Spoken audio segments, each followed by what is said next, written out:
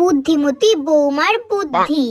মা মা দেখুন দেখুন, আমার মামা বিদেশ থেকে আমাকে এই সেন্টটা পাঠিয়েছে। জানো তো বৌমা, টুনির দেওর কত কি পাঠায় বিদেশ থেকে, সেন্ট, শ্যাম্পু, সাবান, এত এত তোমার মামা একটা সেন্ট পাঠিয়েছে, তাই এত আনন্দ করছো?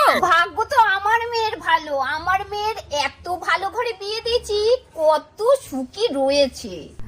দাঁড়াও, সব সময় আমাদের অপমান করা, আজকে তোমার জালেই তোমাকে আমি ফাঁসাবো। হ্যাঁ মা, ঠিকই বলেছেন। আমার ভাগ্য কি আর টুনি দিদির মতো? টুনি দিদির ভাগ্য খুবই ভালো।